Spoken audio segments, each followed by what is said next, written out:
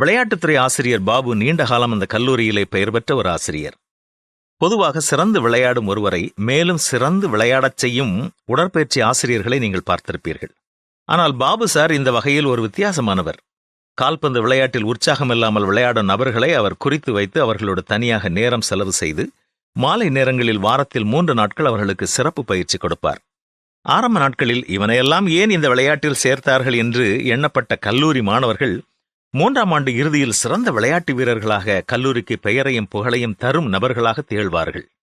ஒருமுறை இவருடைய இந்த விசித்திரமான செயலை கவனித்த கல்லூரியினுடைய முதல்வர் பாபு சாரை தனியாக அழைத்து, நீங்கள் ஏன் விளையாட்டில் திறமையில்லாத தாளந்தில்லாத மாணவர்களுக்கு நேரம் செலவு செய்து அவர்களை ஏன் நீங்கள் முன்னுக்கு கொண்டு வருகிறீர்கள் என்று கேட்டபொழுது அவர் தன்னுடைய அனுபவத்தை பகிர்ந்து கொண்டார்.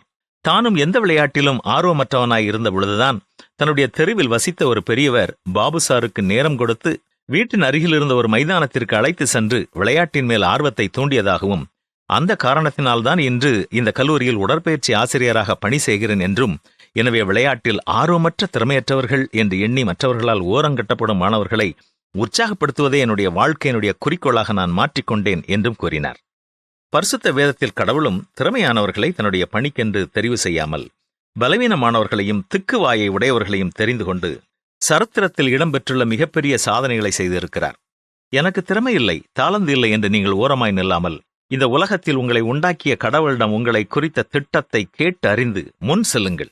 அவரே உங்களுக்கு தேவையான பயிற்சியையும் திறமையையும் கொடுக்க காத்துக் கொண்டிருக்கிறார்.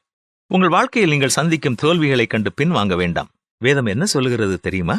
ஞானிகளை வெட்கப்படுத்தும்படி தேவன் உலகத்தில் பைத்தியமானவைகளை தெரிந்து கொண்டார்.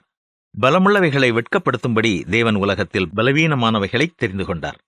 என்ன, நாமும் தைரியத்துடன் முன் செல்வோமா?